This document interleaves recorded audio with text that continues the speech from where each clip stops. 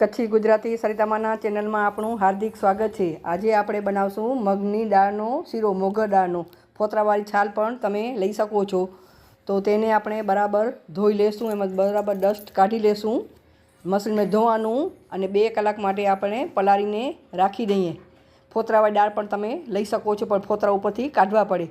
હવે 2 કલાક થઈ ગયા છે તો એનું પાણી આપણે નિતારી લઈએ। આપણે આવી રીતે ઘરની મદદથી આપણે પાણી નિતારી લેશું। આવી રીતે બધું પાણી નિતારી લઈએ આપણે।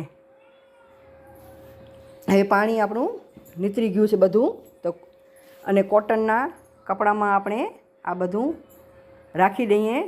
10 મિનિટ માટે આપણે એને પંખાની નીચે સુકાવા દઈએ। બધી છૂટી છૂટી એક છૂટી આમ દાળ આપણે રાખી દઈએ કપડા ઉપર, કોટનના ચોખ્ખા કપડા ઉપર લેવાની ને 10 મિનિટ માટે આપણે સુકાવા રાખીએ। આવી રીતે આમ પાથરી દેવાનું બરાબર આમ।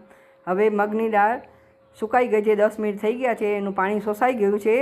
તો આપણે એક મોટી કઢાઈમાં આ દાળ કાઢી લઈએ। આવી રીતે કાઢી અને આપણે ગેસને ચાલુ કરીશું। હવે ગેસ ચાલુ કરી દીધું છે ને મીડિયમ તાપે આપણે એને શેકી લેશું।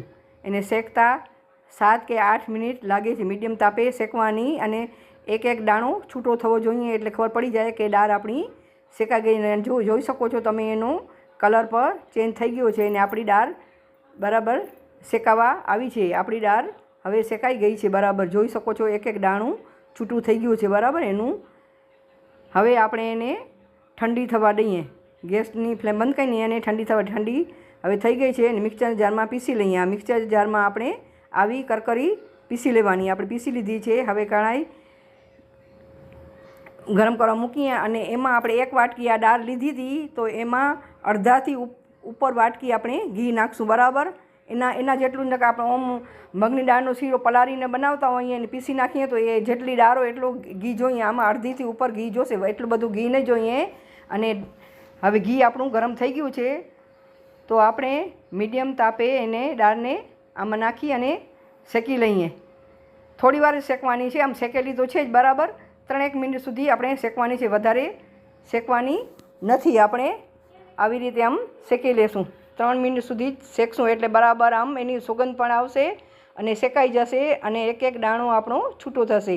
હવે આપણી દાળ શેકાવા આવી છે, જોઈ શકો છો આપણી દાળ શેકાઈ ગઈ છે। 3 મિનિટ લાગે છે, વધારે 4 મહિનાથી વધારે એને શેકાવાની જરૂર નથી બરાબર।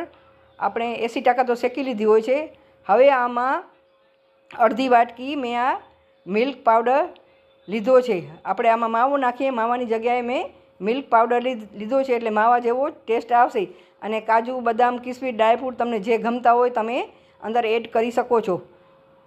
આવી રીતે એડ કરી દેવાના ને મિક્સ કરી લેવાનું બરાબર આવી રીતે આમ।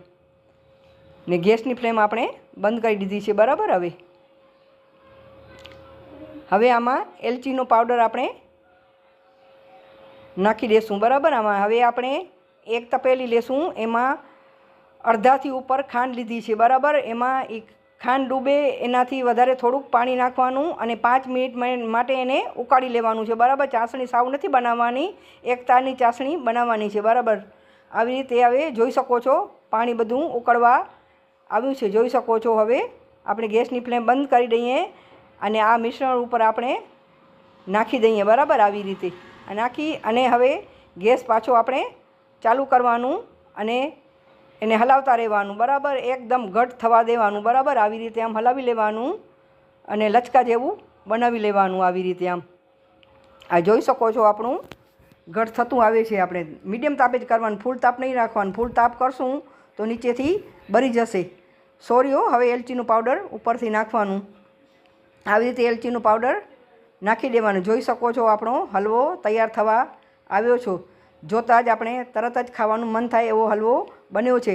લગ્નમાં પણ બને એનાથી ટક્કર આપે છે। આપણો હલવો તૈયાર થઈ ગયો, જોઈ શકો છો આ આપણો મગની દાળનો હલવો। મારી રેસીપી તમને ગમે તો લાઈક કરજો, શેર કરજો, કોમેન્ટ કરજો અને મારા ચેનલને સબસ્ક્રાઈબ કરજો। આભાર।